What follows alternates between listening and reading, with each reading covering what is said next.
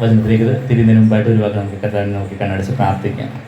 സ്നേഹം നിറഞ്ഞ സ്വർഗ്ഗസ്ഥപിതാവേ, യേശുവേ, അവിടുന്ന് ഞങ്ങളുടെ മധ്യത്തിൽ ഇറങ്ങി വന്നതിനായിട്ട് ഞങ്ങൾ അങ്ങേ സ്തുതിക്കുന്നു.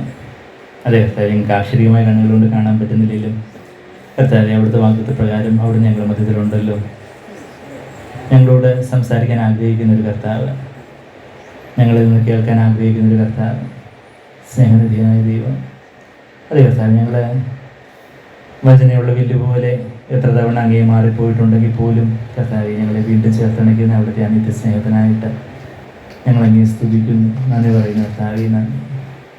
ഇന്നും പകൽക്കാലം അവിടുത്തെ ഹൃദയത്തിൽ കർത്താവ് ഞങ്ങളോട് സംസാരിക്കുവാൻ അവിടുത്തെ ഹൃദയത്തിലെ വചനം നിറഞ്ഞു കവിയുന്നത് ഓർത്ത് ഞങ്ങൾ അങ്ങേ സ്തുതിക്കുന്നു. അതെ കർത്താവെ, ഞങ്ങളെ ചേർത്തണച്ച് ഞങ്ങളോട് സംസാരിക്കണം. ഞങ്ങൾ പാടുന്നത് പോലെ എൻ്റെ പ്രാണസഖി യേശുവേ, എൻ്റെ ഉള്ളത്തിന് ആനന്ദമേ, ഇനി നിൻ മാർവിങ്കൽ ചേർപ്പാനായിട്ട് വന്നിതാ, നിൻ പാദത്തിൽ അരുൾക അരുൾക. അവിടുത്തെ ദിവിഹിതം അറിയിക്കണമേ നിൻ്റെ മക്കൾക്ക്. കർത്താവേ, അതെ കർത്താവേ, അവിടുന്ന് ഞങ്ങളോട് അരുൾ ചെയ്യാൻ തക്കവണ്ണം ഞങ്ങളെ അവിടുത്തെ മാർവിങ്കൽ ചേർപ്പാനായിട്ട് ഞങ്ങളെ തന്നെ ഏൽപ്പിക്കുന്നു. അവിടുത്തെ മൃദുസ്വരം യോഹന്നാൻ അപ്പോസ്തലൻ കർത്താവിൻ്റെ മാർവോട് ചാരിയിരുന്നപ്പോൾ ബാക്കി ആർക്കും കേൾക്കാൻ പറ്റാത്ത പല കാര്യങ്ങളും, ബാക്കി ആർക്കും ചോദിക്കാൻ പറ്റാത്ത പല കാര്യങ്ങളും യോഹന്നാന് ചോദിക്കാൻ പറ്റി, യോഹന്നാനോട് അവിടത്തേക്ക് പറയാൻ പറ്റി.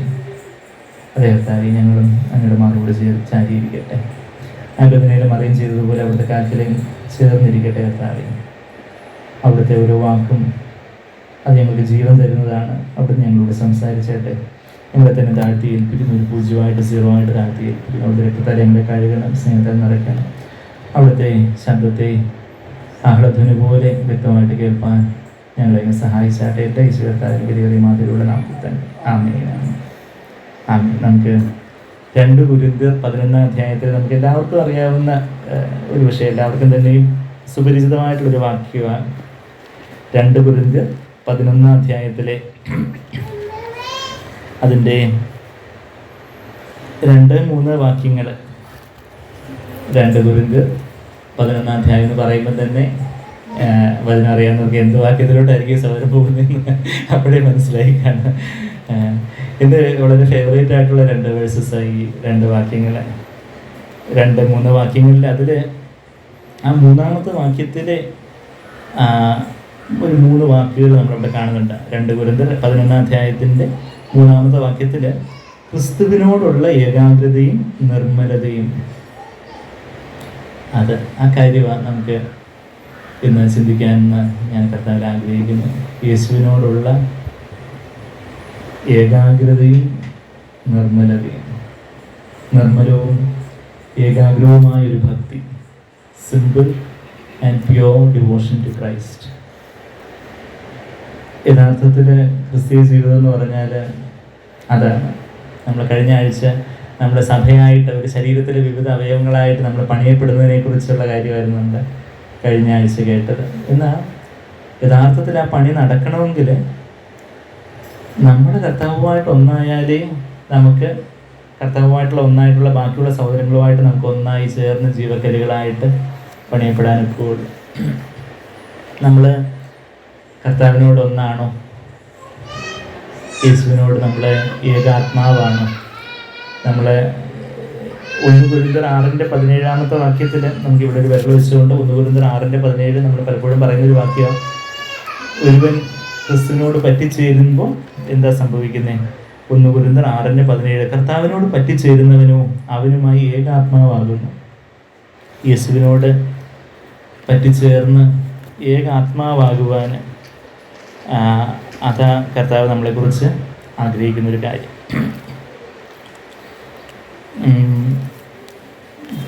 അതിന് തൊട്ട് മുമ്പുള്ള വാക്യങ്ങൾ 1 കൊരിന്ത്യർ 6 തന്നെ അതിൻ്റെ തൊട്ട് മുമ്പ് ശാരീരികമായിട്ടുള്ള ഒരുമയെക്കുറിച്ചൊക്കെ പറഞ്ഞിട്ട് അതിനോട് കോൺട്രാസ്റ്റ് ചെയ്തുകൊണ്ടാണ് താഴെ കർത്താവിനോട് ആത്മാവിൽ പറ്റിച്ചേരുന്ന ഒരു കാര്യം പറഞ്ഞിരിക്കുന്നത്. ഇരുവരും ഒരു ദേഹമായി തീരും.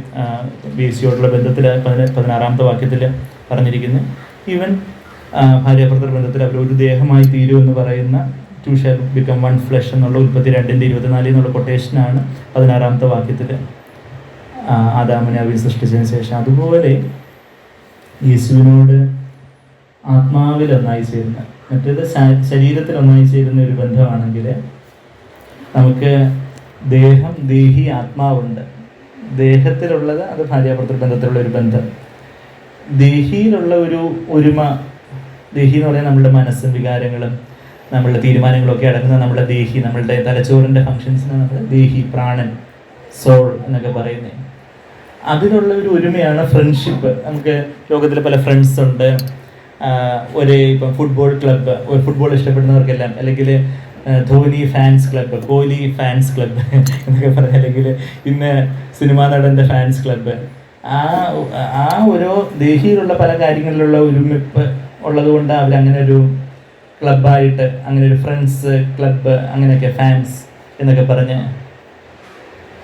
എന്നാൽ ഇപ്പം നമുക്ക് തന്നെ നമ്മളുടെ സുഹൃത്തുക്കൾ, നമുക്ക് അവിശ്വാസികളുടെ എത്ര നല്ല സുഹൃത്തുക്കൾ, അവരുമായിട്ട് ആ ഒരു പല കാര്യത്തിലും പല ലൈക്സ് ആൻഡ് ഒരേപോലുള്ള ഇഷ്ടങ്ങളും ഒരേപോലുള്ള താല്പര്യങ്ങളും ആത്മാർത്ഥതയും ആ ഒരു കാര്യങ്ങളൊക്കെ ഉള്ള ഒരു സുഹൃത്ത് ബന്ധം.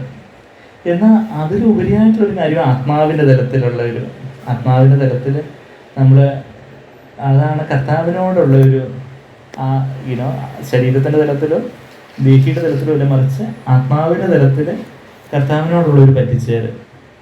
അതായത് വെള്ളവും എണ്ണയും തമ്മിൽ കൂടിക്കലരത്തില്ല എന്ന് പറയുന്നത് പോലെ ദൈവം എന്താകുന്നു നമ്മൾ വായിക്കുന്നത് യോഹന്നാൻ 4:24 ദൈവം ആത്മാവാകുന്നു, ഗോഡ് ഈസ് സ്പിരിറ്റ്. അപ്പം നമ്മളുടെ ശരീരത്തിലോ ദേഹിയിലോ നമുക്ക് ദൈവത്തോട് പറ്റിച്ചേരാനൊക്കത്തില്ല, മറിച്ച് പുനരുദ്ധാന ശരീരം കിട്ടുമ്പോൾ നമുക്ക് കർത്താവിനോടൊന്ന് കാന്തയായിട്ട് പറ്റിച്ചേർന്നിരിക്കാം. എന്നാൽ ഇന്ന് നമ്മളുടെ ഈ ശരീരത്തിൽ നമുക്ക് കർത്താവിനോട് പറ്റിച്ചേരാനൊക്കത്തില്ല.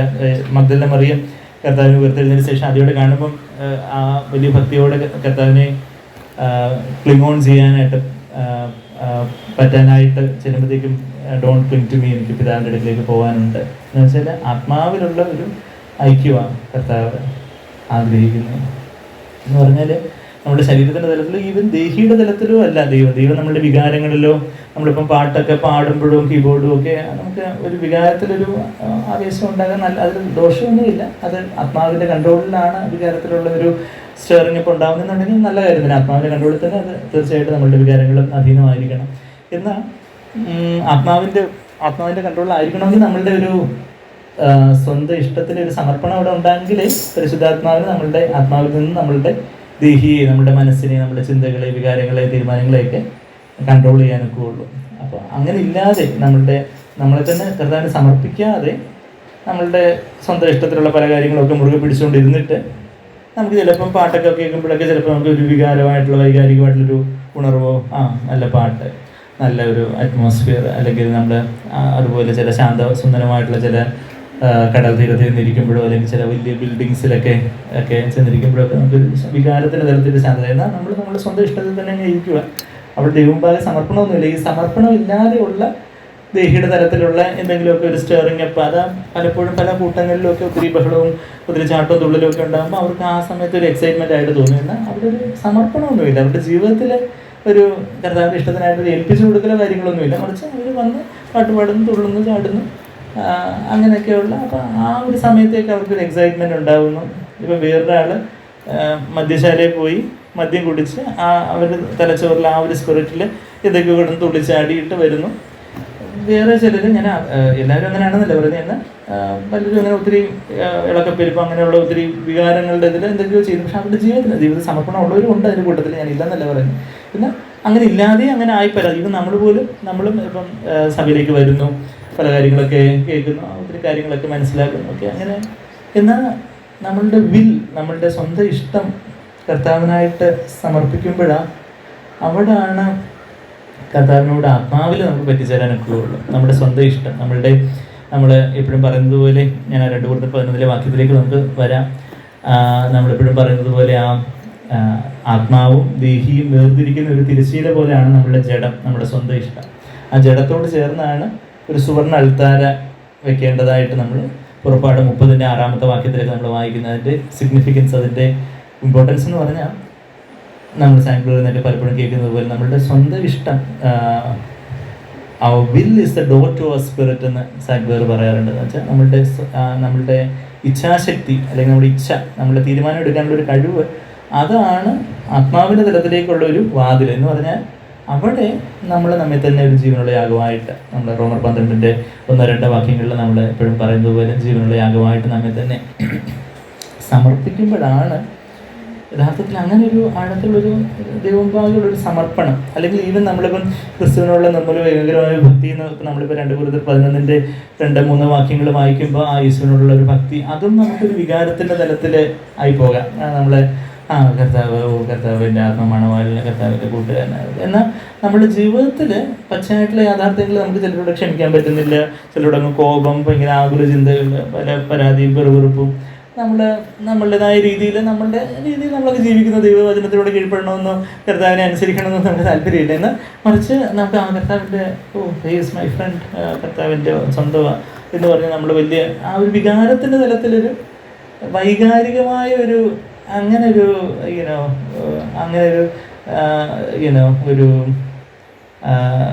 ജസ്റ്റ് ഒരു അങ്ങനെയുള്ളൊരു ഉപരിപ്ലവമായ സൂപ്പർഫിഷ്യലായിട്ടുള്ള എന്തോ ഒരു ഈ ലോകത്ത് ക്യാമ്പസ് ലവ് പോലെയൊക്കെയുള്ള ഒരു അങ്ങനെയുള്ളൊരു സ്നേഹമല്ലത്.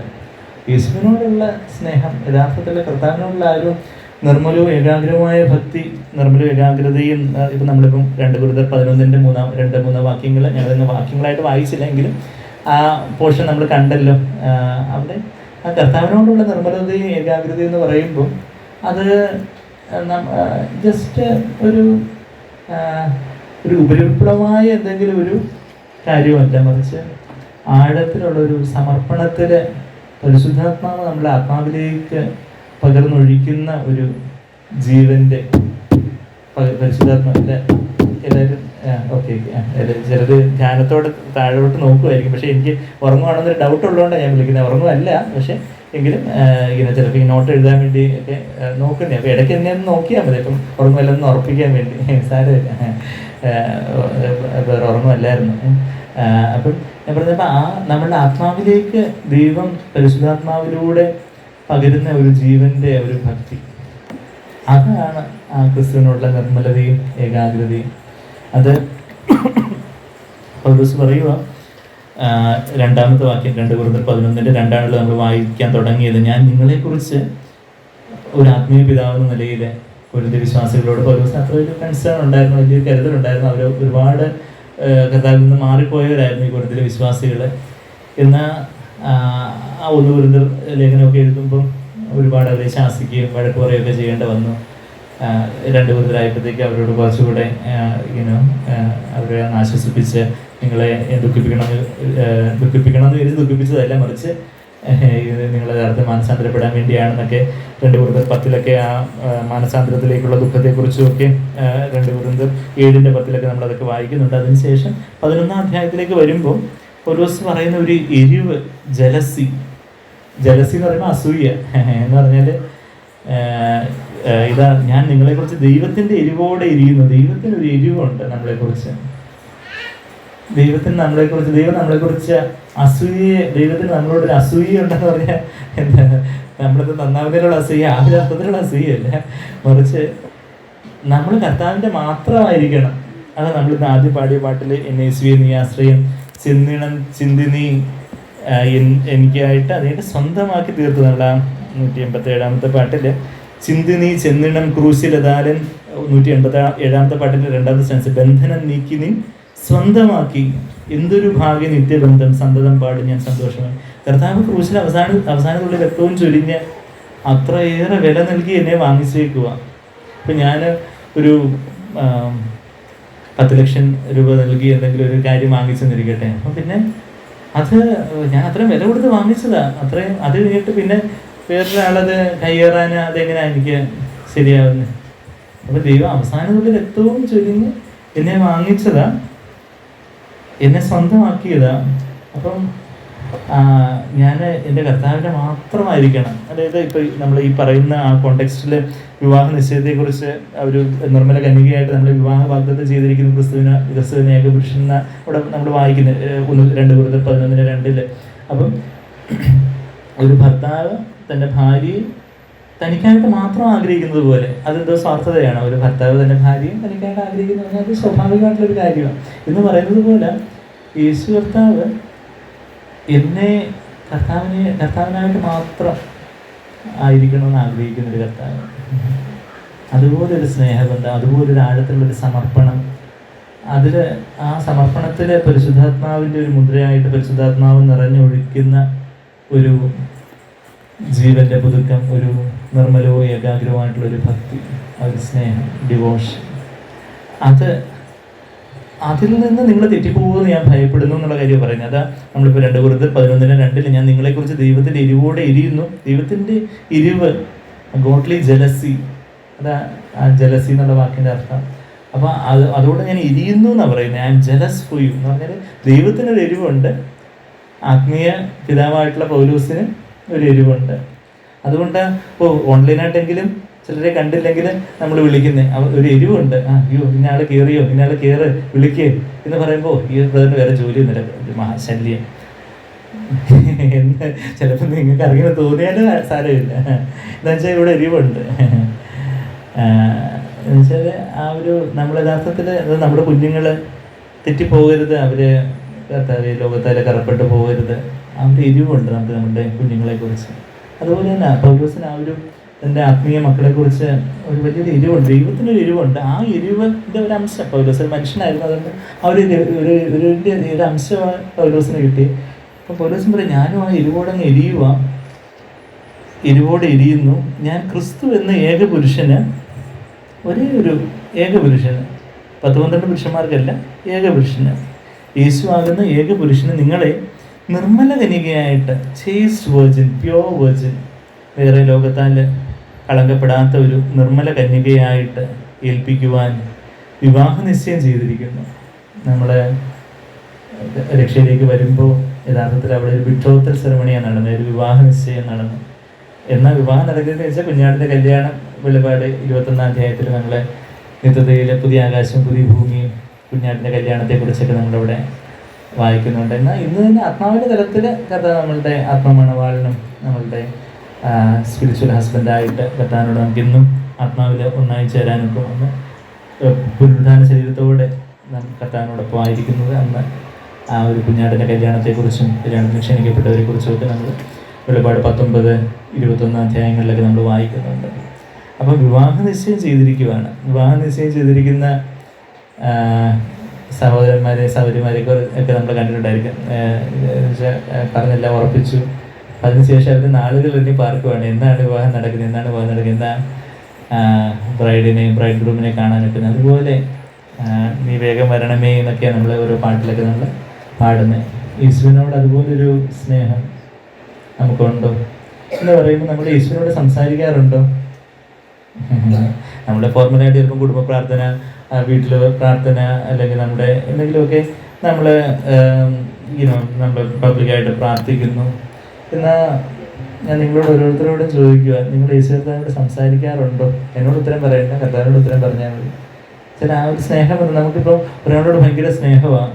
ഇപ്പം എനിക്ക് ഭാര്യയോട് എനിക്ക് വലിയ സ്നേഹമെന്ന് പറയുന്നത്, പക്ഷെ ഭാര്യയോട് ഞാൻ സംസാരിക്കാറില്ല, ഭാര്യ പറയുന്നത് കേൾക്കാറുമില്ല. ഒരുമിച്ച് ജീവിക്കുന്നുണ്ടെങ്കിൽ അത് എന്ത് ഭാര്യ ഭർത്തൃ ബന്ധമായിരിക്കും, അത് എന്തോ വലിയ സീരിയസ് മിസ്റ്റേക്ക് ഉണ്ടെന്ന് പറയും.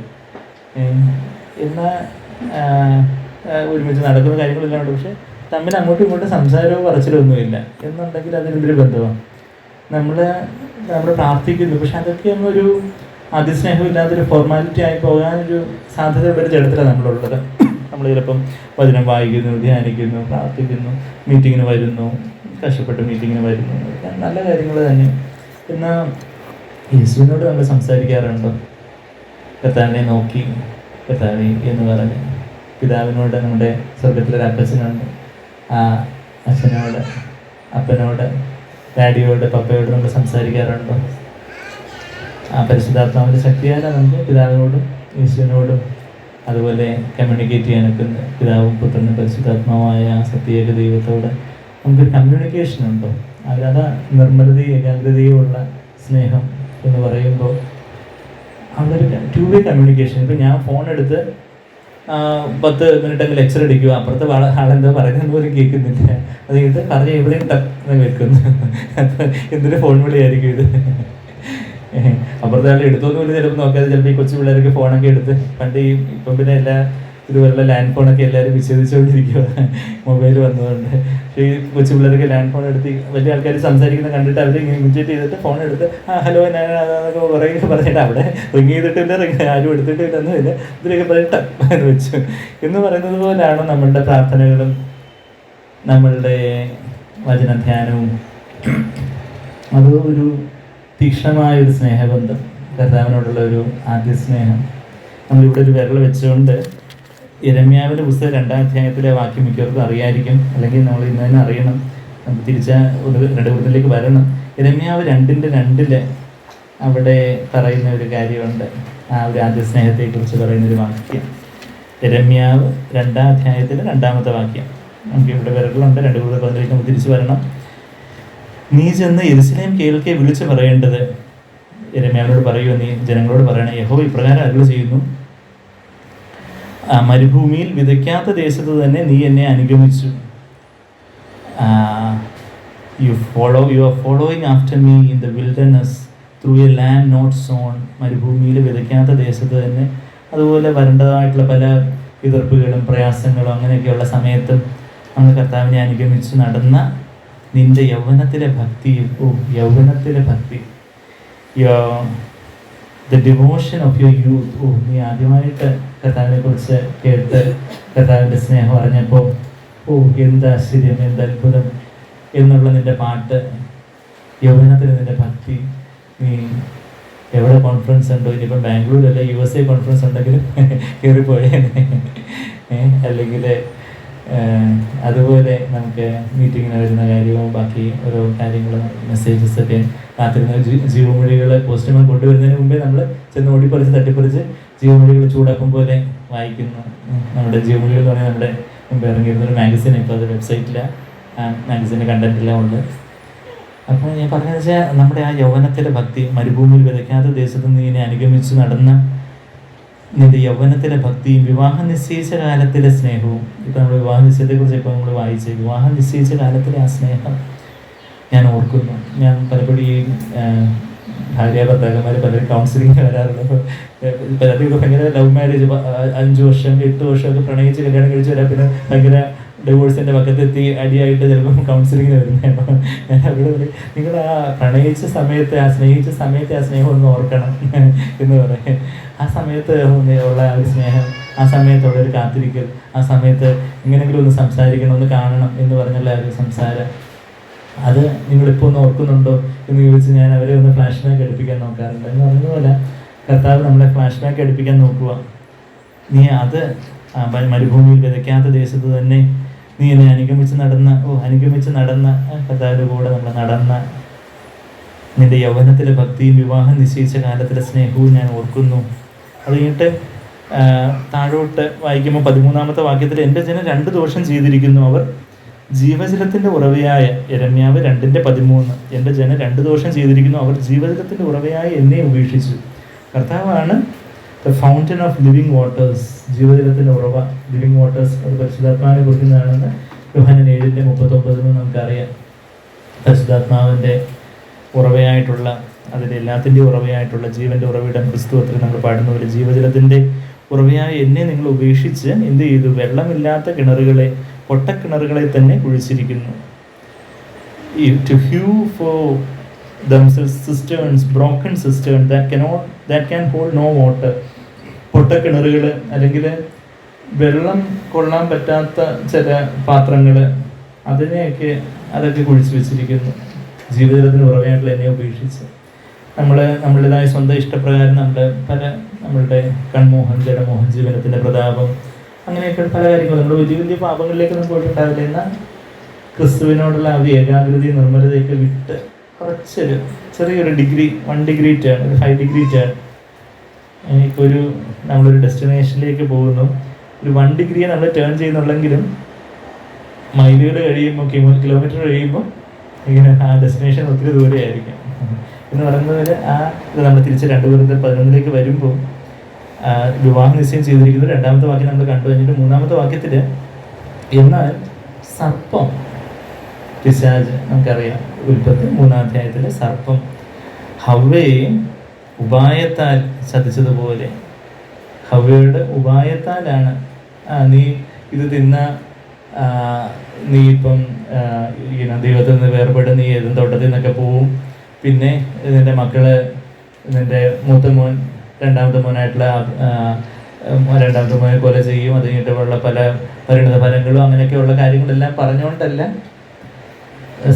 സാത്താന് ഹവ്വയുടെ മുമ്പാകെ തന്നെ, മറിച്ച് ഇത് നീ ദൈവത്തെ പോലെ ആവും, ദൈവത്തിന് നിന്നെ അത്രയൊന്നും ഇഷ്ടമൊന്നുമല്ല, നീ ദൈവത്തെ പോലെ ആവാതിരിക്കാൻ വേണ്ടി ഉപായത്താൽ ക്രാഫ്റ്റ്നെസ് തന്ത്രമൊക്കെ പറഞ്ഞ ദൈവം അങ്ങനെ പറഞ്ഞിട്ടുണ്ടോ? വാസ്തവമായിട്ട് അങ്ങനെ പറഞ്ഞിട്ടുണ്ടോ? അതാ ഉപായത്താൽ ഉൽപ്പത്തി 3-ാം അധ്യായത്തിൽ നമ്മളത് വായിക്കുന്നുണ്ട്. ദൈവവചനത്തിൽ അങ്ങനെ ഉണ്ടോ? അങ്ങനെയാണോ പറഞ്ഞിരിക്കുന്നത്? ആ വേഴ്സ് അങ്ങനെയാണോ മീൻ ചെയ്യുന്നത്? അത് അങ്ങനെയല്ലല്ലോ. ഇങ്ങനെയും ആൾക്കാർ പറയുന്നുണ്ടല്ലോ. നിങ്ങൾ മാത്രമല്ല ഇങ്ങനെ അങ്ങ് അത് ലിറ്ററലായിട്ട് എടുത്ത് ഇങ്ങനെയൊക്കെ ഇങ്ങനെ ഇപ്പോഴേ ചത്ത് ജീവിക്കുന്നവനൊക്കെ ജീവിക്കുന്നതൊക്കെ ചിലർ പറയുന്നത് പോലെ നിങ്ങൾ എന്താ ഇങ്ങനെ ഇത്രയങ്ങ് ഒരു മതഭ്രാന്തന്മാരെ പോലെ അങ്ങനെയൊക്കെ ഉണ്ട്. ഈ വചനമല്ലേ അവരും വായിക്കുന്നു. അപ്പം അങ്ങനെ തന്ത്രത്താൽ ഉപായത്താൽ ചതിച്ചതുപോലെ നിങ്ങളുടെ മനസ്സ്, നമ്മളുടെ മനസ്സ് അത് യേശുവിനാൽ നിയന്ത്രിക്കപ്പെടേണ്ട, പരിശുദ്ധാത്മാവിനാൽ നിയന്ത്രിക്കപ്പെടേണ്ട മനസ്സ് എന്ത് പറ്റുന്നു?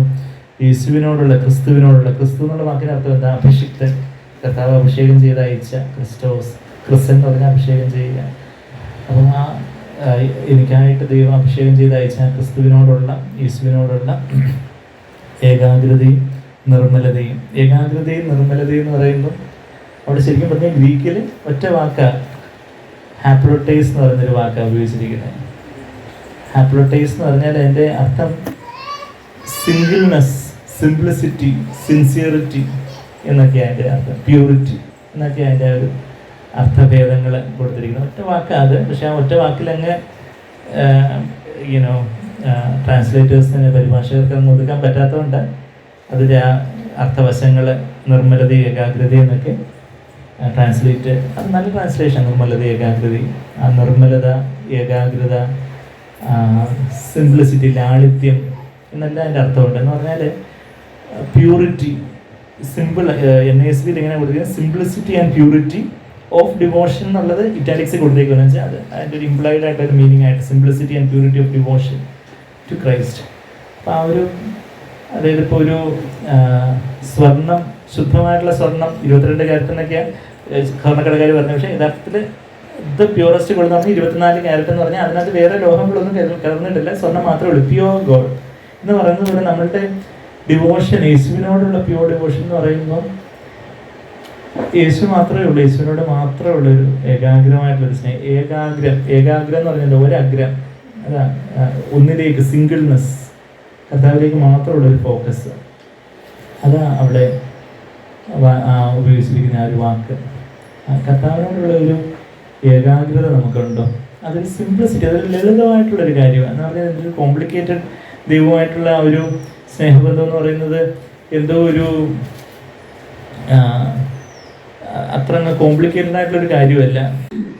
നമ്മൾ പറഞ്ഞത് ഏകാഗ്രത, ആ ഒരു ഹാപ്ലോട്ടേസ് ആണ് ഒരു ഒറ്റ വാക്ക. അതായത് അത് കർത്താവിനോട് മാത്രമുള്ള ഒരു ഡിവോഷൻ. അതായത് യേശുവിലേക്ക് നോക്കുക, വിശ്വാസ നായകനും പൂർത്തിയെടുത്തതിനുമായി യേശുവിലേക്ക് നോക്കുക എന്ന് Ebraier 12:2 പറയുമ്പോൾ fix your eyes on Jesus. യേശുവിലേക്ക് മാത്രം നമ്മളുടെ ഫോക്കസ് എപ്പോഴും ആയിരിക്കുക എന്ന് പറയുമ്പോൾ അത് നമുക്ക് എങ്ങനെ ഹ്യൂമൻലി നമുക്കത് മാനുഷികമായിട്ട് നമുക്ക് സാധിക്കാത്തൊരു കാര്യമാണ്. നമുക്ക് ആത്മാവിന്റെ തലത്തിൽ നമ്മളെപ്പോഴും യേശുവിനെ കുറിച്ച് മാത്രം ഇങ്ങനെ ചിന്തിച്ചുകൊണ്ട് എപ്പോഴും അങ്ങനെ ഒരു മനസ്സിൽ നമ്മുടെ ദേഹിയുടെ തലത്തിൽ നമ്മൾ തന്നെ മാത്രമേ ആലോചിച്ചുകൊണ്ടിരിക്കുന്നു. നമ്മളിപ്പം പല ജോലികൾ ചെയ്യുന്നു, പല കാര്യങ്ങളുണ്ട്. പക്ഷേ ദൈവവചനം ഉദ്ദേശിക്കുന്ന പറഞ്ഞാൽ നമ്മുടെ ആത്മാവിന്റെ തലത്തിൽ കർത്താവിനോട് നമ്മളൊരു നിർമ്മല മനസ്സാക്ഷിയോട് താഴ്മയോടായിരുന്ന കർത്താവിനോടുള്ള ഒരു കർത്താവ്. നമ്മളിപ്പം ശ്വാസം എന്താ പറയുന്നത്, ശ്വസിക്കുന്നു, പക്ഷെ നമ്മൾ ശ്വസിക്കുന്നു എന്ന് പറയുമ്പോഴാണ് ചിലപ്പോൾ നമ്മൾ ശ്വസിക്കുന്ന കാര്യം നമ്മൾ ഓർക്കുന്നത്. എന്ന് പറയുന്നത് ദൈവമായിട്ടുള്ളൊരു കണക്ഷൻ.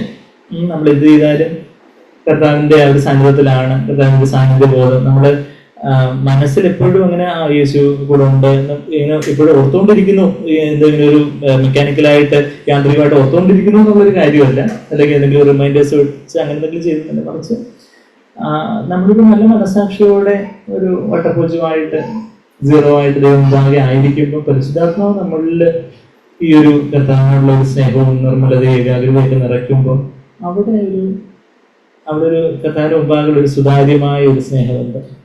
ആ ഒരു കാര്യം അതാ കർത്താവ് ആഗ്രഹിക്കുന്നത്. ശരിയാണ്, നമുക്ക് വീട്ടിലെ ഉത്തരവാദിത്തങ്ങളുണ്ട്, ജോലി സ്ഥലത്ത് ഉത്തരവാദിത്തങ്ങളുണ്ട്, കുഞ്ഞുങ്ങളുടെ കാര്യം, ബാക്കി പല കാര്യങ്ങൾ വാങ്ങിക്കും, കടയിൽ പോകേണ്ട കാര്യം, ബാക്കി പല കാര്യങ്ങൾ ജോലി, അങ്ങനെ പല ഉത്തരവാദിത്തങ്ങളും കാര്യങ്ങളും എല്ലാം പല വൃത്തിയാക്കണം, പല കാര്യങ്ങൾ നമ്മൾ അടുക്കി പറക്കി വെക്കണം, ഒത്തിരി ഉത്തരവാദിത്തങ്ങളും കാര്യങ്ങളും എല്ലാം ഉണ്ട്. എന്നാൽ എല്ലാം യേശുവിനോട് എന്നവണ്ണം ചെയ്യാൻ കൊല്ലം 3:23-24 വാക്യങ്ങളിൽ നമ്മൾ വായിക്കുന്നത്. കർത്താവിനോട് എന്നവണ്ണം എല്ലാം എന്ത് ചെയ്താലും നമ്മളിപ്പം ഹോസ്പിറ്റലിലോ നമ്മൾ ഓഫീസിലോ നമ്മളെവിടെയെങ്കിലും വർക്ക് ചെയ്യുന്നു, നമ്മൾ യാത്ര ചെയ്യുന്നു, അതെല്ലാം നമ്മുടെ ദൈവമുമ്പാകെ ഒരു സീറോ ആയിട്ട് ദൈവമുമ്പാകെ കർത്താവേ ഇതൊന്നും ഇല്ല കർത്താവേ, ഞാനൊരു കൊമ്പ് മുഴുവൻ വസിച്ചിട്ടല്ലാതെ ഫലം കഴിക്കാൻ സാധിക്കില്ല, അതുപോലെ നിസ്സഹായനാണെന്നുള്ളൊരു ബോധ്യത്തോട് ദൈവം നമ്മളെ അങ്ങനെ നമ്മുടെ സ്വയംകൂടെ അങ്ങ് മുറുക്കി കർത്താവിനുള്ളൊരു ആശ്രയത്തില് കർത്താവിനുള്ള നിർമ്മലത, ഏകാഗ്രമായിട്ടുള്ളൊരു ഭക്തി,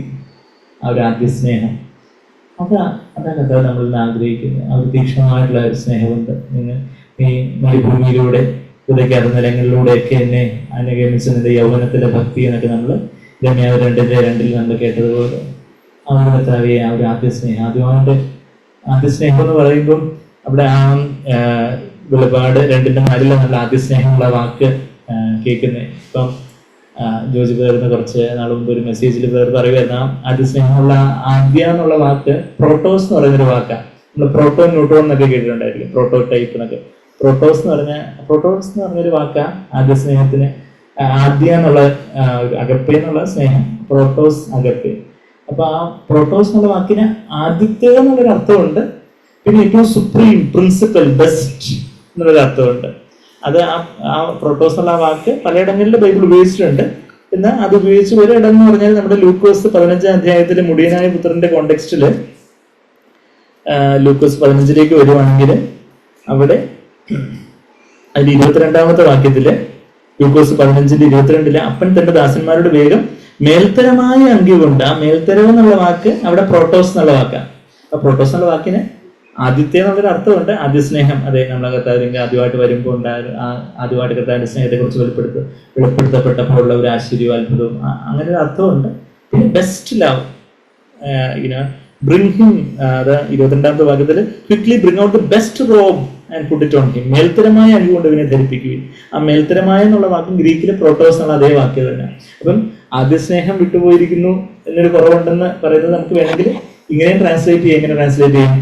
മേൽത്തരമായ സ്നേഹം വിട്ടുപോയിരിക്കുന്നു. ഒരുപക്ഷെ നമ്മൾ കർത്താവിനെ അറിഞ്ഞപ്പോൾ ഉണ്ടായിരുന്നതിനെക്കാട്ടിലും നമ്മൾ കൂടുതൽ കർത്താവിന്റെ സ്നേഹത്തെ കുറിച്ച് ആഴത്തിലൊക്കെ അറിഞ്ഞു വന്നു. നമ്മളുടെ ആത്മീയ ജീവിതത്തില് കർത്താവിനുള്ള ആ ഒരു സ്നേഹത്തിന്റെ പാരമ്യം, അത് എല്ലാവർക്കും, ചിലർക്ക് തന്നെ ആദ്യം വന്നപ്പോൾ ഉള്ള ആ ഇതായിരിക്കാം, ചിലർക്ക് കുറച്ചുകൂടെ കഴിഞ്ഞിട്ട് കുറച്ചുകൂടെ വചനത്തിന്റെ ആഴങ്ങളും കാര്യങ്ങളും ഒക്കെ കേട്ട് വചനത്തിന്റെ ആഴങ്ങളും കർത്താവിന്റെ സ്നേഹത്തിന്റെ ആ വെളിപ്പാടുകളും ഒക്കെ അറിഞ്ഞ ആ ഒരു സമയത്തായിരിക്കും ചിലപ്പോൾ അവരുടെ ആ ഒരു പാരമ്യമായ ആ ഒരു സ്നേഹം. അപ്പൊ നമ്മുടെ ജീവിതത്തിൽ ഇനി ഏതാണോ, ചിലപ്പോൾ ശരിക്കും ഐഡിയലി എല്ലാവർക്കും പ്രോട്ടോസ് ലവ് എപ്പോഴായിരിക്കും ഉണ്ടായിരിക്കണ്ടേ? ഇപ്പോഴായിരിക്കണം നമ്മൾ ഓരോ സമയത്ത് ആ സമയത്തായിരിക്കും നമ്മുടെ പീക്ക് ലവ് ഉണ്ടായിരിക്കേണ്ടതെന്നാണ് കർത്താവ് ആഗ്രഹിക്കുന്നത്. ആ പീക്കിൽ നിന്ന്, ആ കൊടുമുടിയിൽ നിന്ന് നമ്മളെ ആ മേൽത്തരമായ സ്നേഹത്തിൽ നിന്ന് നമ്മൾ അങ്ങ് താഴോട്ട് പോയിരിക്കുന്നു എന്നുള്ളൊരു കാര്യം. അപ്പൊ അത് അങ്ങനെ ഒരു കുറവ് നമ്മളെ കുറിച്ച് പറയാനുണ്ടോ കർത്താവിന്? ആ ഒരു കർത്താവിനോടുള്ള ഒരു തീക്ഷ്ണമായിട്ടുള്ള ഒരു സ്നേഹം. മഗ്ദലക്കാരത്തിയായ മറിയം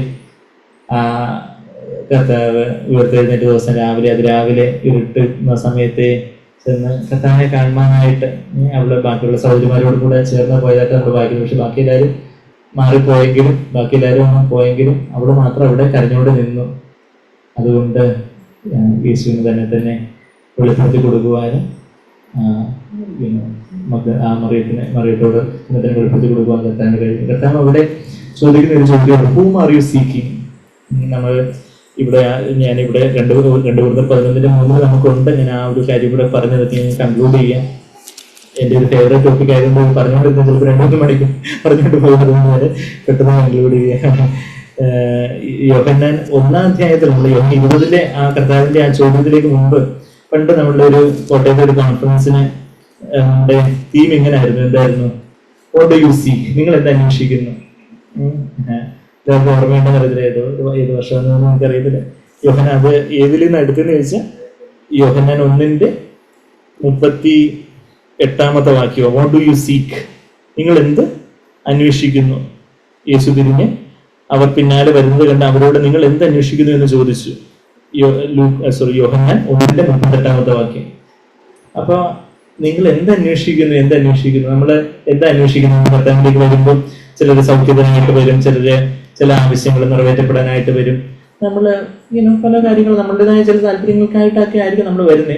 എന്നാൽ ഇതേ യോഹന്നാന്റെ സുവിശേഷം അവസാനിക്കാറാവുമ്പോഴത്തേക്കും, അതിന്റെ 20ാം അധ്യായത്തിലേക്ക് എത്തുമ്പോഴത്തേക്കും, ആ കോൺഫറൻസിന്റെ അവസാനത്തെ സെഷനിലേക്ക് വന്നപ്പോഴത്തേക്കും സാഗ്ബേറും ജോജിബേറും ഒക്കെ പറഞ്ഞ ഈ ഒരു കാര്യമാണ് യോഹന്നാൻ 20ാം അധ്യായത്തിന് 15ാമത്തെ വാക്യം. അവിടെ ഇപ്പൊ ഞാൻ പറഞ്ഞ മഗ്ദലക്കാരത്തി മറിയത്തോടെ യേശു അവളോട്, സ്ത്രീയെ നീ കരയുന്നത് എന്താ? ആരെ തിരയുന്നു? എന്ത് അന്വേഷിക്കുന്നു എന്നുള്ളത് മാറി ആരെ അന്വേഷിക്കുന്നു? whom do you seek? Are we seeking a thing? എന്തോ ഒരു അനുഭവത്തിന് വേണ്ടി. ചിലർക്കാണെങ്കിൽ എന്തോ ഒരു അനുഭവം, അല്ലെങ്കിൽ എനിക്ക് പരീക്ഷ നല്ല മാർക്ക് കിട്ടണം, അല്ലെങ്കിൽ എനിക്ക് എൻ്റെ നല്ല ജോലി കിട്ടണം, എൻ്റെ ഭാവി സുരക്ഷിതമാവണം. പല നമ്മളുടേതായ ചില സ്വാർത്ഥ താല്പര്യങ്ങൾ.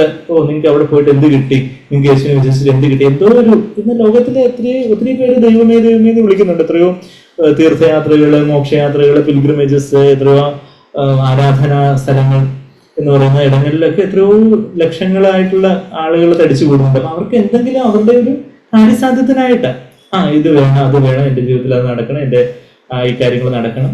ശരിയാണ്, നമ്മുടെ ജീവിതത്തിൽ ആവശ്യങ്ങളില്ലെന്നല്ല ഞാൻ പറഞ്ഞു. പക്ഷെ എങ്കിലും ആത്യന്തികമായിട്ട് നമ്മൾ എന്തന്വേഷിക്കുന്നു എന്നുള്ളതിനെക്കാട്ടിലും കുറച്ചുകൂടെ ആഴത്തിലേക്ക് വരുമ്പോൾ ആരെ അന്വേഷിക്കുന്നു? We are seeking not a thing but a person. നമ്മളൊരു കാര്യമല്ല അന്വേഷിക്കുന്ന, മറിച്ച് ഒരു വ്യക്തിയെ അന്വേഷിക്കുന്നു, യേശുവിനെ തന്നെ അന്വേഷിക്കുന്നു. അതാണ് മഗ്ദലക്കാരത്തി മറിയത്തോട് നീ അവനെ എടുത്തുകൊണ്ട് പോയെങ്കിൽ അവനെ എവിടെ വെച്ചു എന്ന് പറഞ്ഞിരിക്കുക. അപ്പൊ 15ാമത്തെ വാക്യത്തിൽ പറയുക, ഞാൻ അവനെ എടുത്തുകൊണ്ട് പോയിക്കോളാം. കർത്താവിന്റെ ഒരു പുരുഷന്റെ വലിയൊരു ശരീരത്തെ ഒരു ബലഹീനയായിട്ടുള്ള സ്ത്രീക്ക് എടുത്തുകൊണ്ട് പോകാൻ ഒക്കും. എന്നാൽ അവളുടെ ആ കർത്താവിനോടുള്ള വലിയൊരു അതുമായിട്ടുള്ള ഒരു സ്നേഹത്തോടെ ആരാധനയോടെ ഉള്ള അവളുടെ ആ പറച്ചിനെ നമ്മളോട് കാണുന്നത്. അപ്പോൾ യേശു അവളോട് മറിയേ എന്നുള്ളൊരു വിളി 16ാമത്തെ വാക്യത്തില്. അവൾ തിരിഞ്ഞ് ഇബ്രാഹിം റബ്ബൂനി എന്ന് പറഞ്ഞ് അതിന് ഗുരു എന്നർത്ഥം. മറിയേ എന്നുള്ളൊരു വിളി. യേശുവിന്റെ ആ ശബ്ദം, ആട് ഇടയന്റെ ശബ്ദം. ഇതേ യോഹന്നാൻ 10:4 നമ്മൾ വായിക്കുവാണെങ്കിൽ എന്താ നമ്മൾ വായിക്കുന്നത്? അവിടെ ഇടയന്റെ ശബ്ദം ആട് തിരിച്ചറിഞ്ഞ്. യോഹന്നാൻ 10:4 വാക്യത്തില് തനിക്കുള്ളവയെ ഒക്കെയും പുറത്തു കൊണ്ടുപോയ ശേഷം അവൻ അവയ്ക്ക് മുമ്പായി നടക്കുന്നു. ആടുകൾ അവന്റെ ശബ്ദം അറിഞ്ഞ് അവനെ അനുഗമിക്കുന്നു. ആ വിളി, മറിയേ എന്നുള്ള ഒരു സ്നേഹത്തോടുള്ള കർത്താവിന്റെ വിളി കേട്ടപ്പെടാം ഇതിന്റെ യേശു തന്നെയാണ് എന്ന് പെട്ടെന്ന്. അതുവരെ തോട്ടക്കാരനാണ് നമുക്ക് വിചാരിച്ചിരുന്നത്. അത് നേരെ വെളുത്തിട്ടില്ല. ഉദ്ധാനം ചെയ്ത യേശു അത് മുമ്പുള്ള യേശുവിന്റെ അതുപോലുള്ള മുഖഭാവമാണോ എന്ന് നമുക്ക് അറിയത്തില്ല. അവളപ്പോ പ്രതീക്ഷിച്ചത് യേശു അവിടെ കാണുന്നുള്ളൊരു കാര്യം. എന്നാൽ യേശുവിന്റെ ആ ശബ്ദം, ഇടയന്റെ ശബ്ദം കേട്ട്, അതാ ആടുകൾ അവന്റെ ശബ്ദം അറിഞ്ഞ് അവനെ അനുഗമിക്കുന്നു എന്ന് നമ്മളിപ്പോ യോഹന്നാൻ 10:4 വായിക്കുന്ന കാര്യം നമ്മളിപ്പോ യോഹന്നാൻ 20:16 കർത്താവേ, എന്റെ ഗുരു, എന്റെ എല്ലാമായ എന്റെ കർത്താവേ, ആ ഒരു നിർമ്മലമായ ആഗ്രഹം. കർത്താവ് പുനരുദ്ധാനം ചെയ്തതിനു ശേഷം ആദ്യമായിട്ട് പ്രത്യക്ഷപ്പെട്ടതാണ് ഈ മഗ്ദലക്കാരത്തി മറിയത്തിന് എന്നുള്ളൊരു കാര്യം നമ്മൾ കാണുന്നുണ്ട്. വേറെ എത്രയോ ശിഷ്യന്മാര് കർത്താവിന്റെ മാറോട് ചാരിയത്തിനോ യോഹന്നാനോ, അല്ലെങ്കിൽ കർത്താവിന്റെ അമ്മയായിട്ടുള്ള മറിയത്തിനോ, അല്ലെങ്കിൽ സ്വർണ്ണത്തിന് മക്കൾ കൊടുക്കുന്നു അതിനെ പത്രോസിനും നല്ല പ്രത്യക്ഷപ്പെട്ട ഈ മഗ്ദലക്കാരത്തി മറിയം. ആ ഒരു പ്രധാനമുള്ള ഒരു തീക്ഷണമായ സ്നേഹം, അതാണ് ക്രിസ്ത്യ ജീവിതത്തിനകത്ത് നിർമ്മലമായ ആഗ്രഹമായ ഭക്തി. അതാ നമ്മൾ തിരിച്ച് നമുക്ക് 2:11-3 വന്ന് നമുക്ക് കൺക്ലൂഡ് ചെയ്യാമല്ലോ. മനസ്സ് ക്രിസ്തുവിനോടുള്ള ഏകാഗ്രതയും നിർമ്മലതയും വിട്ട് ലെറ്റ് us stray എന്നുള്ളൊരു വാക്ക് അവിടെ വായിക്കുന്നത്. നമ്മളെ തീറോ എന്നുള്ളൊരു ഗ്രീക്ക് വാക്ക്, കറപ്റ്റ്, ഡിസ്ട്രോയ്, ലീഡ് അവേ. നമ്മൾ ആ ദൈവത്തിന്റെ ആദ്യ സ്നേഹം എന്ന് പറഞ്ഞാൽ ആത്മാവിന്റെ തലത്തിൽ അതിവിശുദ്ധ സ്ഥലത്ത് പറഞ്ഞാൽ സ്വർഗമാണ്. അതിവിശുദ്ധ സ്ഥലം നമ്മൾ എബ്രാഹിം 9 നമ്മൾ വായിക്കുന്നുണ്ട്. അതിവിശുദ്ധ സ്ഥലം, ആ സമാഗമനോടായിരുന്ന അതിവിശുദ്ധ സ്ഥലമായ ആ സ്വർഗത്തിന്റെ പ്രധാന പ്രസൻസ്. അതിൽ നിന്ന് അവിടാണ് പരിശുദ്ധാത്മ നമ്മളിൽ നിന്ന് നിറയുമ്പോൾ ആ സ്വർഗത്തിന്റെ പ്രസൻസ്, യേശുവിന്റെ പ്രസൻസ് നമ്മളിൽ നിന്ന് നിറയുന്നത്. അതിൽ നിന്ന് വിട്ട് നമ്മൾ വേറെ പല കാര്യങ്ങളിലേക്ക് നമ്മുടെ ഫോക്കസ്, നമ്മുടെ മിനിസ്ട്രി, നമ്മുടെ ശുശ്രൂഷ, നമ്മളുടെ പേര്, മറ്റുള്ളവർ നമ്മളെ കുറിച്ച് എന്ത് പറയുന്നു, നമ്മളുടെ ബൈബിൾ ജ്ഞാനം, നമ്മളുടെ കരിയർ, നമ്മളുടെ ജോലി, അങ്ങനെയുള്ള ചില പല പല കാര്യങ്ങൾ, അല്ലെങ്കിൽ നമുക്ക് പണം, അല്ലെങ്കിൽ വേറെ പല പല കാര്യങ്ങളെല്ലാം അത് വേറെ പല പല കാര്യങ്ങളിലേക്കൊക്കെ നമ്മുടെ മനസ്സിനെ ഫോക്കസ് മാറി അതിൽ നിന്നൊക്കെ നമ്മുടെ മനസ്സ് ക്രിസ്തുവിനുള്ള ഏകാഗ്രതയും നിർമ്മലതയും വിട്ട് വഷളായി പോകുമോ എന്നുള്ള minds will be led astray, വിട്ട് വഷളായി പോകുമോ എന്നുള്ളത് ആ തീറോ എന്നുള്ള വാക്ക് ഇന്ന് ഞാൻ ഭയപ്പെടുന്നു. ദൈവികമായ ഒരു ഭയത്തോടെ പൗലോസ് പറയുന്നൊരു കാര്യം നമുക്കറിയാം.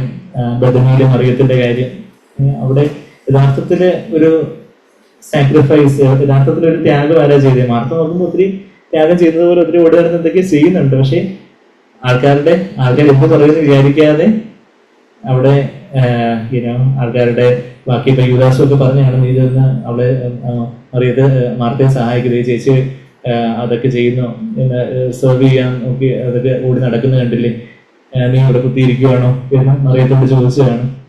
പിന്നെ ബാക്കിയുള്ളവർ എന്ത് പറയുന്നു നോക്കാതെ യഥാർത്ഥത്തിൽ ഒരു ത്യാഗം യഥാർത്ഥത്തിൽ ചെയ്ത ആരാ?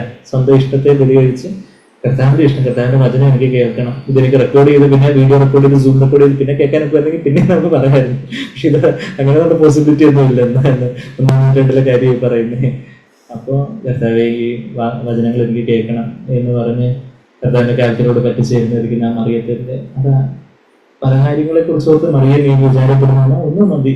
അതെന്താ? ഈ കർത്താവിനുള്ള ഒരു സ്നേഹബന്ധത്തില് കർത്താവിന്റെ ജീവന്റെ വചനങ്ങൾ നമ്മൾ കേൾക്കുന്നു. നമ്മൾ യേശുവിനോട് സംസാരിക്കാറുണ്ട്. ഞാൻ മുമ്പ് ചോദിച്ചതുപോലെ യേശുവിനോട് കേൾക്കാറുണ്ട്. കർത്താവെ അവിടെ നമ്മളോട് സംസാരിക്കണമേ. കർത്താവിനെ കേൾക്കാനായിട്ട് നമ്മൾ ധൃതി പിടിച്ച് ഇരുന്നാൽ കർത്താവിനെ കേൾക്കാൻ പറ്റും. പക്ഷേ ഒരു ക്വയറ്റായിട്ട് ശാന്തമായിട്ട് കുറച്ച് സമയമെങ്കിലും നമ്മളെല്ലാ ദിവസവും കുറച്ച് സമയം കർത്താവിന്റെ വചനത്തിന് മുമ്പാകെ നമ്മളതിനെ താഴ്ത്തി ധ്യാനിച്ച് കർത്താവിനോട് സംസാരിച്ച് നമ്മളുടെ ഭാരങ്ങളൊക്കെ ഇറക്കി വെച്ച് കർത്താവിനെ കേൾക്കാനായിട്ട് യേശു അവിടത്തേക്ക് എന്നോട് എന്താ പറയാനുള്ളത്? What do you want to speak to me? അടിയും കേൾക്കുന്നു, കർത്താവെ അരുളി ചെയ്യണമേ, അടിയും കേൾക്കുന്നു. 1 ശമൂവേൽ 9 വാക്യങ്ങളിൽ ശമൂവേലാണ് പറയുന്ന കാര്യം. Speak Lord for the servant is listening. അല്ലെങ്കിൽ അവിടുത്തെ മകൻ കർത്താവെ, അവിടുത്തെ മകളെ കർത്താവെ അങ്ങനെ കേൾക്കാനായിട്ട് ആഗ്രഹിക്കുന്നു, എന്നോട് സംസാരിക്കണം. അങ്ങനെ പറയുമ്പോൾ കർത്താവിന് നമ്മളെ പല വാക്യങ്ങളൊക്കെ ഓർപ്പിക്കുകയും പല കാര്യങ്ങളും നമ്മളോട് സംസാരിക്കുകയൊക്കെ ചെയ്യുന്ന അനുഭവം ഉണ്ടാകും. അതൊരു യുണീക്കായിട്ടുള്ള അനുഭവം. നമ്മൾ എത്ര പ്രസംഗം കേട്ടാലും കിട്ടാത്തൊരനുഭവം, കർത്താവിൽ നിന്ന് കേൾക്കുന്ന ഒരു അനുഭവം. കർത്താവിന് നമ്മൾ തിരുത്തും ചില കാര്യങ്ങൾ, നമ്മൾ ചിലരോട് ക്ഷമിക്കാനുള്ള കാര്യം, ചിലരോട് ക്ഷമ ചോദിക്കാനോ അല്ലെങ്കിൽ തിരിച്ചു കൊടുക്കാനോ എന്തെങ്കിലും ചിലപ്പോൾ നമ്മൾ മറന്നുപോയ ചില കാര്യങ്ങളൊക്കെ ഓർപ്പിക്കും. വചനത്തിലെ പല കാര്യങ്ങളും നമ്മൾ കർത്താവിൻ്റെ കൂടെ നിന്ന് അത് വചനം ധ്യാനിക്കുന്നു, നമ്മൾ അതുവരെ കാണാത്ത പല കാര്യങ്ങളൊക്കെ നമ്മൾ വചനത്തിൽ അങ്ങനെ ഒരു കർത്താവിനുള്ളൊരു 1-to-1 റിലേഷൻഷിപ്പ്. അതിൽ നിന്ന് നിങ്ങൾ വിട്ടു വഷളായി പോകുമോ? നിങ്ങൾ വേറെ വിട്ടു വഷളായി എങ്ങോട്ട് പോകുമെന്ന് 4-ാമത്തെ വാക്യത്തിൽ പറയുന്നുണ്ട്. മറ്റൊരു യേശുവിനെ, വേറൊരു ആത്മാവിനെ, വേറൊരു സുവിശേഷത്തെ, another Jesus, another spirit, another gospel. അങ്ങനെ അതിനെക്കുറിച്ച് നമുക്ക് പറയാൻ സമയം എപ്പോഴും പറയുന്ന കാര്യങ്ങളാണ്. യഥാർത്ഥത്തിലുള്ള യേശു അല്ലാതെ ക്രൂസ് എടുക്കാനും നമ്മളുടെ സ്വന്തം ഇഷ്ടത്തിനെ ഏൽപ്പിക്കാൻ പറയാത്തൊരു യേശു ഉണ്ട്.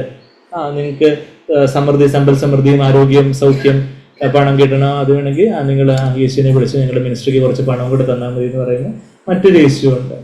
മറ്റൊരു സുവിശേഷം, മനുഷ്യന്റെ ആവശ്യങ്ങൾക്ക് വേണ്ടിയിട്ടുള്ള വ്യാജ സുവിശേഷം, ടെമ്പററി ഗോസ്പൽ. ഇറ്റേണൽ ഗോസ്പലിനെ കുറിച്ച് നമ്മൾ വെളിപ്പാട് 14 നമ്മൾ ആ വാക്യങ്ങളൊക്കെ നമ്മൾ വായിച്ചിട്ടുണ്ട്. പിന്നെ മറ്റൊരു ആത്മാവ്, യഥാർത്ഥത്തിലുള്ള പരിശുദ്ധാത്മാവല്ല, മറിച്ച് ഇമോഷൻസിനെ ഇങ്ങനെ സ്റ്റെയറപ്പ് ചെയ്യുന്ന വേറൊരു ആത്മാവ്. അതിങ്ങനെ തുള്ളിച്ചാടി എന്തൊക്കെയോ ഭാഷകൾ പറയുമ്പോൾ മാത്രമാണ് ആത്മാവ് എന്ന് പറയുന്ന രീതിയിലുള്ള മറ്റൊരു ആത്മാവ്. ജീവിതത്തിലെ യാതൊരു ക്രിസ്തു ചേർന്നതായിട്ടുള്ള ഒരു മനോഭാവം ഇല്ലാതെ എന്തൊക്കെയോ മറ്റൊരു പരിശുദ്ധാത്മാവ് പറഞ്ഞെന്ന് പറഞ്ഞുകൊണ്ട് എന്തൊക്കെയോ കാട്ടിക്കൂട്ടുന്ന കുറെ കോപ്രായങ്ങളുടെ മറ്റൊരു ആത്മാവ്. അങ്ങനെയൊക്കെ ആൾക്കാർ അങ്ങ് വഷളായി പോകുമോ എന്ന് ഗുരുതരെ കുറിച്ച് പറയുമോ? നിങ്ങൾ പ്രധാന നമ്മളത് ഏകാഗ്രത ചെയ്തിട്ട് ബാക്കി വേറെ വല്ല കാര്യങ്ങളിലോട്ടൊക്കെ പോകുമോ? സർപ്പം ഹവ്വയെ അതുകൂടെ പറഞ്ഞ് ഞാൻ കൺക്ലൂഡ് ചെയ്യുക. സർപ്പം ഹവ്വയെ എന്തിൽ നിന്നാ ചതിച്ചത്? എന്തിൽ നിന്നാ ലെഡ് അസ്ട്രേ ചെയ്തേ? ട്രീ ഓഫ് ലൈഫ്, ജീവന്റെ വൃക്ഷത്തിൽ നിന്ന്.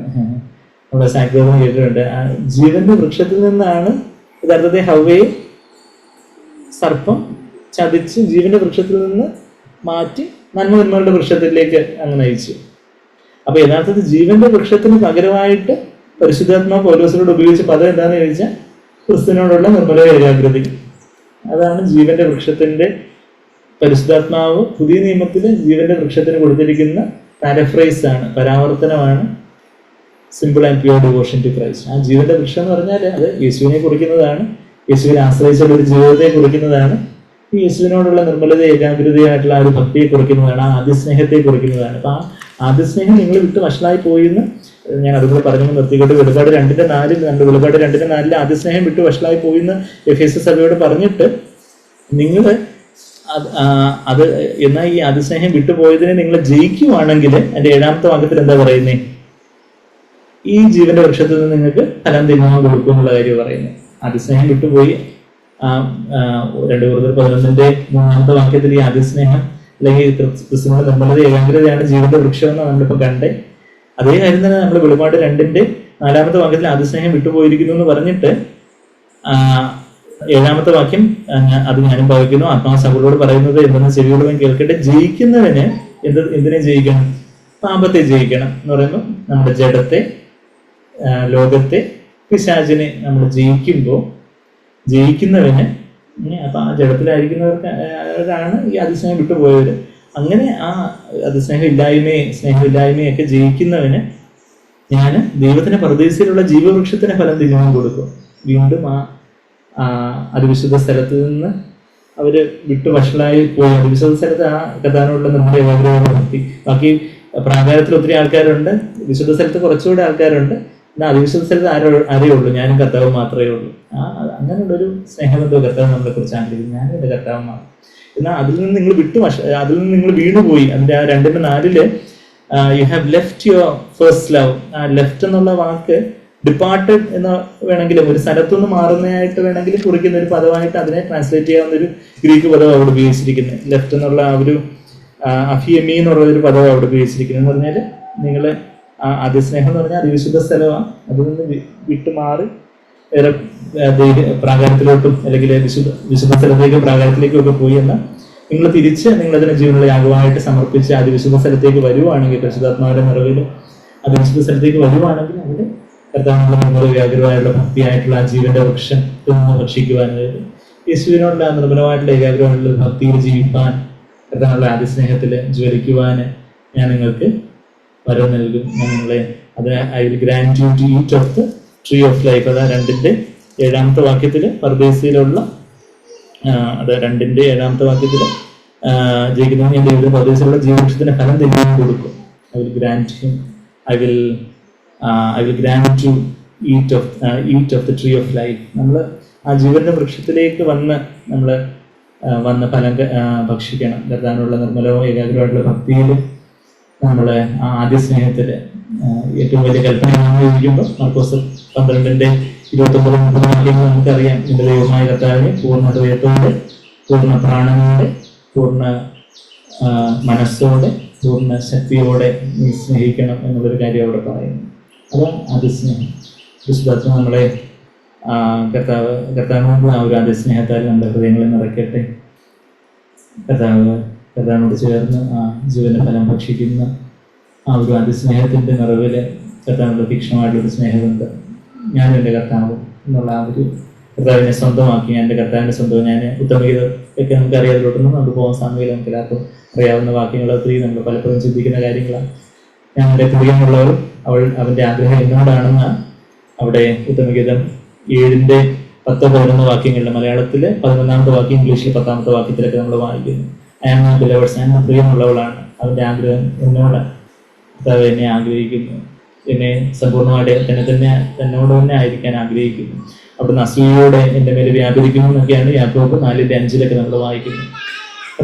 കർത്താവിൻ്റെ ആ ശബ്ദം കേട്ട് കർത്താവിന്റെ മറുപടി പറ്റിച്ചേരുവാൻ നമ്മൾ ഓരോരുത്തരെയും കർത്താവ് സഹായിക്കട്ടെ. മരുഭൂമിയുടെ വിതയ്ക്കാത്ത ദേശത്ത് തന്നെ നീ എന്നെ അനുഗമിച്ച് നടന്ന നിന്റെ യൗവനത്തിലെ ഭക്തിയും വിവാഹം നിശ്ചയിച്ച കാലത്തിലെ സ്നേഹവും ഞാൻ ഓർക്കുന്നു. ആ ഒരു കർത്താവിനോടുള്ള നമ്മുടെ ജീവിതത്തിലേക്ക് തിരിഞ്ഞു നോക്കുമ്പം യേശുവിനോട് നമുക്ക് ഏറ്റവും സ്നേഹം ഉണ്ടായിരുന്ന ആ സമയങ്ങൾ എന്ന് നമ്മൾ കരുതുന്ന ആ സമയങ്ങളാൽ ആ സ്നേഹത്തിലേക്ക്, അതിലും ഏറിയ സ്നേഹത്തിലേക്ക് കർത്താവ് നമ്മളെ മാടി വിളിക്കുകയാണ്.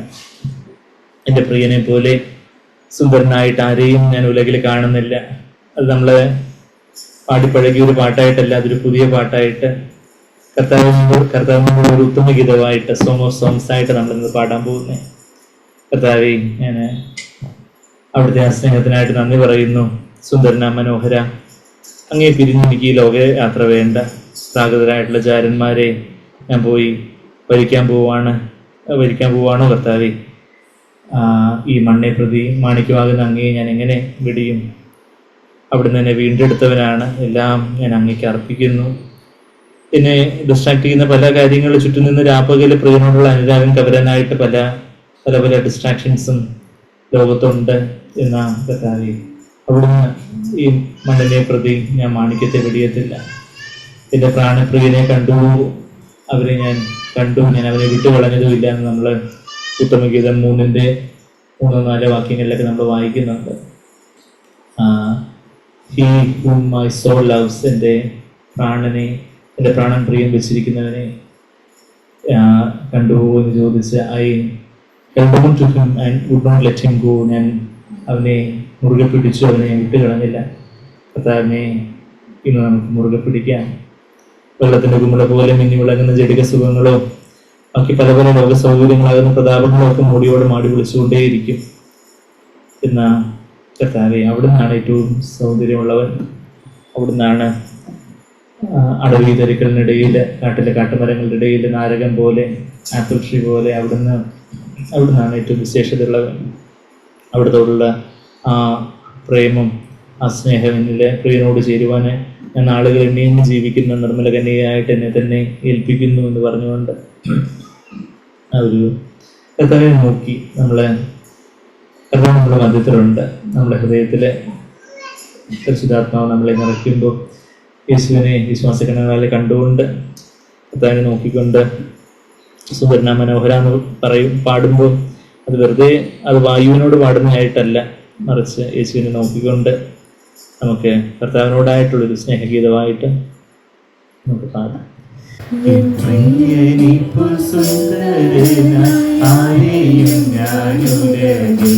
കാണുന്നില്ല മേലാലും ഞാൻ കാണുകയില്ല. പ്രിയനിപ്പു സുന്ദരന ആരെയും ഞാനുടരും. കാണുന്നില്ല മേലാലും ഞാൻ കാണുകയില്ല. സുന്ദരന മനോഹര നിന്നെ പിരിഞ്ഞി ലോകയാത്ര ജാഗ്രതര ജാരന്മാരെ വരിക്കുമോ വത്സല. മണ്ണെ പ്രതി മാണിക്യം വെടിയുകില്ല ഞാൻ. ഈ മണ്ണെ പ്രതി മാണിക്യം വെടിയുകില്ല ഞാൻ. സർവാംഗ സുന്ദരൻ തന്നെ എന്നെ വീണ്ടെടുത്തവൻ. സർവസുഖ സൗകര്യങ്ങൾ അർപ്പിക്കുന്നേ ഞാൻ.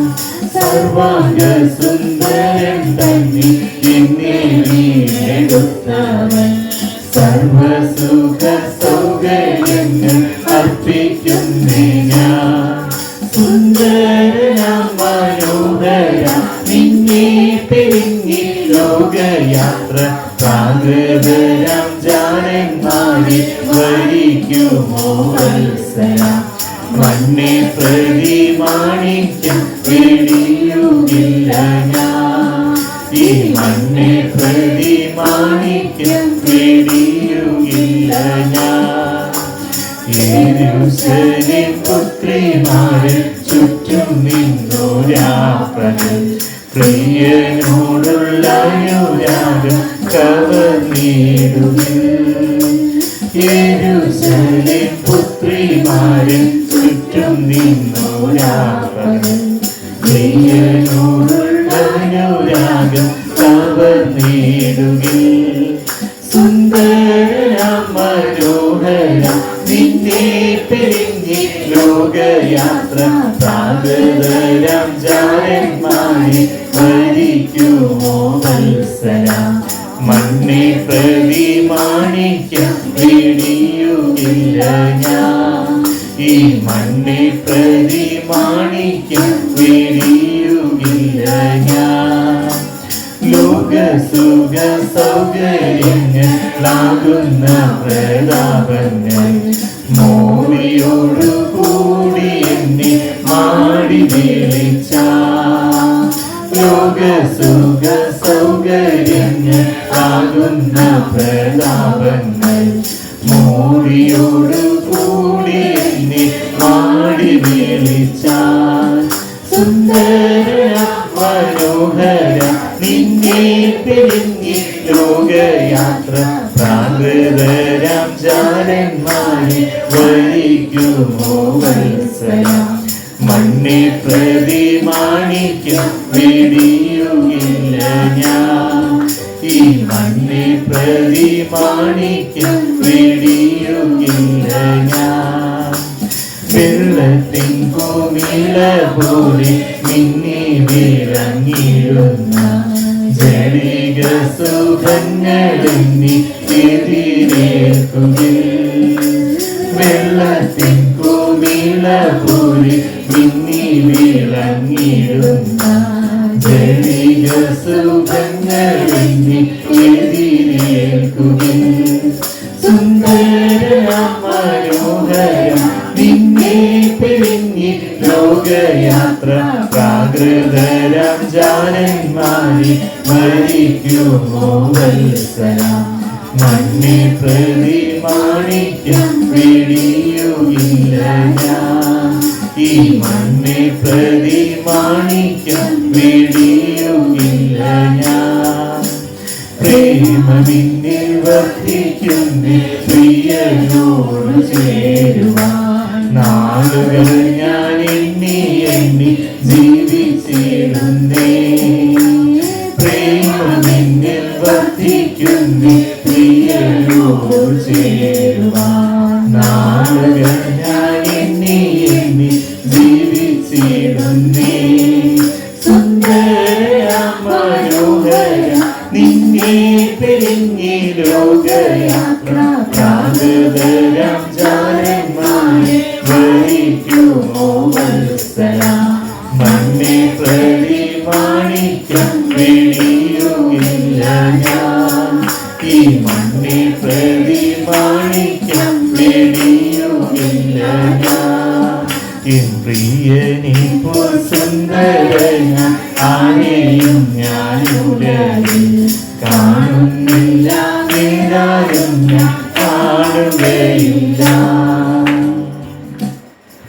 അതെ കർത്താവേ, അങ്ങേപ്പോലെ സുന്ദരനായിട്ട് ആകർഷണീയനായിട്ട് കർത്താവേ ഈ ലോകത്ത് എന്തുണ്ട് കർത്താവേ? ഈ ലോകത്തിലെ എല്ലാ സമ്പത്തും ഈ ലോകത്തിലെ എല്ലാ പദവികളും എല്ലാ കർത്താവേ സുഖലോലുപതയും എല്ലാം കർത്താവേ എന്തെല്ലാം ഉണ്ടെങ്കിലും അതെല്ലാം കർത്താവേ അവിടുത്തോട് കമ്പയർ ചെയ്യുമ്പോൾ കാട്ടിലെ മരങ്ങൾ പോലെ അവിടുന്ന് നാരകമായിട്ട് ആപ്പിൾ ട്രീ ആയിട്ട് അവിടുന്ന് യുണീക്കായിട്ടായിരിക്കുന്നവർ ഞങ്ങൾ ഈ സ്തുതിക്കുന്നു. കർത്താവേ പരിശുദ്ധാത്മാവ് യേശുവിനെ അവണ്ണം ഞങ്ങളുടെ ഹൃദയത്തിൽ എപ്പോഴും പ്രകാശിപ്പിച്ചുകൊണ്ടേയിരിക്കണമെന്ന് പ്രാർത്ഥിക്കുന്ന കർത്താവേ. ബാക്കിയെല്ലാം ചപ്പും കുപ്പയുമാണ്, ബാക്കിയെല്ലാം അത് വിസർജ്യം പോലെ ശവറാണ്, അത് അറപ്പുളവാക്കുന്ന കാര്യങ്ങളാണ്. കർത്താവേ അവിടുന്ന് അവിടുത്തെ അറിയുന്നതിൻ്റെ ആ ശ്രേഷ്ഠതയെ അവിടുത്തെ പരിജ്ഞാനത്തിൻ്റെ ശ്രേഷ്ഠതയെ കമ്പയർ ചെയ്യുമ്പോൾ അങ്ങ് അറിയുന്നതിൻ്റെ അങ്ങയോട് ആത്മാവിൽ ഒന്നാകുന്നതിൻ്റെ പ്രഭുവോട് ആത്മാവിൽ ചേരുന്നതിൻ്റെ ആ വലിയ സന്തോഷത്തിൻ്റെ പാരമ്യത്തെ കമ്പയർ ചെയ്യുമ്പോൾ താരതമ്യം ചെയ്യുമ്പോൾ ഈ ലോകത്തിൻ്റെതായിട്ടുള്ള എന്തെല്ലാമാണെങ്കിലും കർത്താവേ അതെല്ലാം വെറും വിസർജ്യം പോലെ അത് അറപ്പുളവാക്കുന്ന കാര്യങ്ങളാണ്. ചപ്പും കുപ്പയും പോലെ സ്കുബറോളം എന്ന വണ്ണം അത് കർത്താവേ അത് ഏറ്റവും അറപ്പുളവാക്കുന്ന കാര്യമാണ്. അങ്ങ് മാത്രം ഞങ്ങളുടെ ഹൃദയത്തിൽ നിറയട്ടെ. ആ മറുരൂപമലയിൽ ശിഷ്യന്മാര് പിതാവിന്റെ ശബ്ദം കേട്ട് കീഴ്പ്പെട്ടപ്പോൾ അതിലെ യേശുവിനെ മാത്രം കണ്ടതുപോലെ കർത്താവേ ഗീതാവുമായി വിഷ്ണുവിനോടൊപ്പം ഞങ്ങൾ കർത്താവെ പാടിക്കേട്ടതുപോലെ റൂൾ ഇൻ അവർ ഹാർട്ട്സ് ഞങ്ങളുടെ ഹൃദയത്തിൽ അവിടുന്ന് വാഴണമേ. അതേ കർത്താവെ ഗീതാവുമായി വിഷ്ണുവിനോടൊപ്പം ഞങ്ങളുടെ ഹൃദയത്തിൽ അവിടുന്ന് മാത്രം കാണുകൊണ്ടേയിരിക്കാൻ കർത്താവെ അവിടുത്തെ മാത്രം രാജാവും കർത്താവുമായിട്ട് കാണുവാൻ കർത്താവെ ഞങ്ങളുടെ സന്തോഷം ചെയ്യാനല്ലല്ലോ മറിച്ച് ചെവി വിളക്കപ്പെട്ട ആ ദാസനെ പോലെ അടിമദാസനെ പോലെ യജമാനന്റെ ശബ്ദം കേട്ട് ചെയ്യുവാൻ ഞങ്ങളെ സഹായിക്കണമേ കർത്താവെ. ഞങ്ങൾ വഞ്ചനയുടെ വെല്ലുപോലെ കർത്താവെ മാറിപ്പോകുന്നവരാണ്. അത് കർത്താവെ എത്ര പെട്ടെന്ന് തെറ്റിപ്പോയി മറ്റൊരു യേശുവിലേക്കോ മറ്റൊരു സുവിശേഷത്തിലേക്കോ മറ്റൊരു ആത്മാവിലേക്കോ പോകാവുന്നൊരു ജഡമാണ് ഞങ്ങൾക്ക് ഉള്ളത്. ഇന്ന് എത്രയോ പേര് വിശ്വാസത്തിൽ നിന്ന് വീണ് പോയി അങ്ങനെയുള്ള പല കാര്യങ്ങളിലേക്ക് ചെന്ന് അതൊക്കെ ചെയ്യുമ്പോൾ കർത്താവേ നിങ്ങൾക്ക് എന്ത് ശ്രേഷ്ഠതയുള്ളൂ. കർത്താവേ അവിടുത്തെ കരുണ, അവിടുത്തെ കൃപ, നന്ദി യേശുവിനാണ്. ജീവനുള്ള സന്ധ്യയിൽ അവിടുന്ന് ഞങ്ങളുടെ പാദങ്ങളെ ഉറപ്പിച്ചിരിക്കുന്നു, ഓർത്ത് സ്തോത്രം ചെയ്യുന്നു. അതിലേക്ക് തന്നെ ഫോക്കസ് ചെയ്യുവാൻ കർത്താവേ, അതെ കർത്താവേ, ഞങ്ങളുടെ ആ ഹൃദയമാകുന്ന ആത്മാവാകുന്ന അതിവിശുദ്ധ സ്ഥലത്ത് അവിടുന്ന് ഞങ്ങളോട് അന്നേക്കായിട്ട് ഞങ്ങളോട് ഫ്രഷായിട്ട് സംസാരിക്കുന്ന മഞ്ഞയെ കരുതി വെക്കാൻ, അതെ കർത്താവേ, ആ തളർത്ത വടി, അവിടുത്തെ ആ പുതുക്കം, ജീവന്റെ പുതുക്കവും ആത്മീയാധികാരവും ഒക്കെയുള്ള ആ ഒരു ഫ്രഷ്നസ്, ആ അതിലൂടെ വടിയെ തളർത്ത വടി പോലെ അത് ജീവന സമർത്ഥമായ ജീവന്റെ ഒരു പുതുക്കവും ആത്മീയാധികാരവും ഒക്കെയുള്ള ആ ഒരു കർത്താവേ, ആ പുതുക്കത്തോടെ കർത്താവേ, ഞങ്ങളുടെ ഹൃദയപരമയിൽ അവിടുന്ന് എഴുതുന്ന അവിടുത്തെ ന്യായപ്രമാണം, അവിടുത്തെ വചനങ്ങളെല്ലാം, അവിടുത്തെ സാക്ഷ്യങ്ങളെല്ലാം കർത്താവേ, ആ സാക്ഷ്യമെല്ലാം ഞങ്ങളുടെ ഹൃദയത്തിൽ സംഗ്രഹിച്ച് ഒരു സാക്ഷി കൂടാരമായിട്ട് ഞങ്ങളെ ഇവിടെ ആക്കി വെച്ചിരിക്കുന്നവർക്ക് ഞങ്ങൾ നീ സ്തുതിക്കുന്നു. സ്വർഗത്തിലെ സാക്ഷി കൂടാരം പോലെ ഞങ്ങളെ ഈ ഭൂമിയിൽ സ്വർഗത്തിലെ സാക്ഷി കൂടാരങ്ങളാക്കി വെച്ചിരിക്കുന്നവർക്ക് ഞങ്ങൾ നീ സ്തുതിക്കുന്നു. അവിടുന്ന് വില കൊടുത്ത് വാങ്ങിയതാണല്ലോ ഈ ശരീരം. ഈ ഞങ്ങളുടെ ശരീരത്തെയും പ്രാണനെയും ആത്മാവിനെയും എല്ലാം ഇവിടുന്ന് വില കൊടുത്ത് വാങ്ങിയിരിക്കുന്നു. ചെന്നെണ്ണം ചിന്തി കർത്താവേ ഞങ്ങളെ സ്വന്തമാക്കിയ ആ സ്നേഹത്തിനായിട്ട് നന്ദി പറയുന്നു. ഞങ്ങളുടെ പ്രാണപ്രിയനായിട്ട് നന്ദി പറയുന്നു. ഞങ്ങൾ എത്ര ശ്രദ്ധിച്ചാലും എത്ര പറഞ്ഞാലും അത് വരാതെ എന്നുള്ള ആ സ്നേഹം, അത് കർത്താവേ, ആരും മടിക്കുന്ന ആ കല്ലറയിലേക്ക് രാത്രികാലത്ത് വിളിക്കുന്നതിന് മുമ്പേ പോവാൻ ആ മക്കളെ കയറ്റ മറിയത്തെ സഹായിച്ച ആ സ്നേഹത്തിന്റെ ശക്തി, ബാക്കി ശിഷ്യന്മാര്, കുറ്റ ശിഷ്യന്മാരെന്ന് പറഞ്ഞ് കൂടെ നടന്നവരെല്ലാം തങ്ങളുടെ വീട്ടിലേക്ക് പോയപ്പോഴും അവിടെ കരഞ്ഞുകൊണ്ട് നിന്ന് കർത്താവേ വീണ്ടും ഉറ്റുനോക്കിയ ആ സ്നേഹം, അത് കർത്താവേ അങ്ങേക്ക് അങ്ങനെയുള്ള ഒരാളുടെ മുമ്പിൽ വെളിപ്പെടാതിരിക്കാൻ അങ്ങേക്ക് കഴിയത്തില്ലല്ലോ. അതെ കർത്താവേ, ഞങ്ങൾക്കും ആ സ്നേഹം തരണമെന്ന് പ്രാർത്ഥിക്കുന്നു. അത് സ്നേഹം പ്രൊട്ടോസ് അകത്തെ ആ പ്രിൻസിപ്പൽ ലവ്, ആ സുപ്രീം ലവ്, ബെസ്റ്റ് ലവ് കർത്താവേ, നിരന്തരമായ സ്നേഹത്താൽ ഞങ്ങളെ നിറയ്ക്കണം. ഫ്രഷാണ് ഞങ്ങളെ നിറയ്ക്കണം. പരിശുദ്ധാത്മാവ് ഞങ്ങളെ ഫ്രഷായിട്ട് നിറച്ചായിട്ട് അവിടുത്തെ ആ രാജ്യസ്നേഹത്തിന്റെ കുടുക്കത്തിൽ ആ ജീവരക്ഷത്തിൽ നിന്ന് ഭക്ഷിക്കുവാൻ ഞങ്ങളെ സഹായിക്കണം. ഞങ്ങളുടെ സെന്റർ അങ്ങയിലേക്ക്, ആ വീടിന്റെ ഓരോ സ്പോക്സും അത് സെന്ററിലേക്ക് ആയിരിക്കുന്നത് പോലെ, പരസ്പരം അങ്ങനെ കണക്കിടായിരിക്കുന്നത് പോലെ അങ്ങയിലേക്ക് സെന്റേഡ് ആകുവാൻ, എക്സെൻട്രിക് ആയി പോവാതെ വേറെ പറഞ്ഞ് ഞങ്ങളുടെ സെന്ററായി ലോകപ്രകാരം ഒരു എക്സെൻട്രിസിറ്റിയിലോട്ട് കർത്താവേ, ആത്മീയ വിഭ്രാന്തിയിലേക്ക് പോകാതെ മറിച്ച് കർത്താവേ ഞങ്ങൾ സുബോധമുള്ളവരായിട്ട് അങ്ങയുടെ മാത്രം ഞങ്ങളുടെ സെന്ററായിട്ട് വീണ്ടും അവരുടെ നടുവിലുണ്ട്. ഗോഡിസിന്റെ മിഡ്സ്റ്റ് ഓഫ് ഹർ എന്ന് സങ്കീർത്തനം 46:4 ഞങ്ങൾ വായിക്കുന്നത് പോലെ യെരൂശലേമിന്റെ നടുവിലുള്ള കർത്താവ് അവരുടെ ഏകാഗ്രചിത്രന്മാരായിരിക്കുന്നവർക്ക് വീട് തന്നെ തന്നെ ബലവാനം വെളിപ്പെടുത്തുന്ന ആ ഒരു കർത്താവ്, ഞങ്ങളുടെ കർത്താവ് ആ ഒരു ഏകാഗ്രചിത്രതയോടെ അങ്ങയിലേക്ക് മാത്രം എപ്പോഴും ഫോക്കസ് ചെയ്യുവാൻ ഞങ്ങൾ ആത്മാവിന്റെ കണ്ണുകൾ കർത്താവ് എപ്പോഴും അങ്ങയിലേക്ക് തന്നെ ആയിരിക്കും തക്കുവാൻ അവിടുത്തെ ഇടങ്കരം ഞങ്ങളുടെ തലയും കീഴയും അവിടുത്തെ വലങ്കരം ഞങ്ങളുടെ ചുറ്റും ഇരിക്കണമെന്ന് ഞങ്ങൾ പ്രാർത്ഥിക്കുന്നു. കർത്താവ് ഞങ്ങൾ എന്ത് ചെയ്താലും അങ്ങേക്ക് വണ്ണം ചെയ്യുവാൻ, ഞങ്ങൾ ഭക്ഷണം ചെയ്താലും പാനം ചെയ്താലും ഞങ്ങളുടെ ജോലി സ്ഥലവും ഞങ്ങളുടെ യാത്രകളോ ഞങ്ങൾ ആരോട് സംസാരിക്കുന്നതോ എഴുതുന്നതോ വായിക്കുന്നതോ പല കാര്യങ്ങളും ഞങ്ങൾ ജീവിതത്തിൽ ഏർപ്പെടുമ്പോഴെല്ലാം എല്ലാം ചെയ്യുവാൻ പരിശുദ്ധാത്മാവ് ഞങ്ങളെ സഹായിക്കണം. അവിടുത്തെ നിർമ്മലതയും ഏകാഗ്രതയും വിട്ടുവശമായി പോകാതെ കർത്താവേ അങ്ങയിലേക്ക് തന്നെ ഫോക്കസ് ചെയ്യുവാൻ ഞങ്ങൾ ഒത്തിരി അങ്ങ് സഹായിച്ചായിട്ട് പിതാവേ നന്ദി. ഞങ്ങൾ എത്രത്തോളം അങ്ങ് സഹായിച്ചല്ലോ. നന്ദി കർത്താവില്ല. ഞങ്ങൾക്ക് വചനങ്ങൾക്കായിട്ടെല്ലാം സ്തോത്രം ചെയ്യുന്നു. നന്ദി യേശുവേ, ഹല്ലേലൂയ. Praise you father. സ്തുതിക്കുന്ന കർത്താവേ നന്ദി യേശുവേ, നന്ദി, ഹല്ലേലൂയ. Thank you father. ഞങ്ങളെ അവിടുത്തെ സ്നേഹത്താൽ വീണ്ടും വീണ്ടും നിറച്ചുകൊണ്ടേയിരിക്കണമെന്ന് ഞങ്ങൾ പ്രാർത്ഥിക്കുന്നു. നന്ദി കർത്താവില്ല. Praise you Lord. സ്തുതിക്കുന്നു. നന്ദി യേശുവേ, നന്ദി. പ്രാർത്ഥനയുടെ സ്തുതിക്കുന്ന എല്ലാ യേശു കർത്താവിലേറെ മാത്രമുള്ള നാമത്തിൽ. ആമേൻ.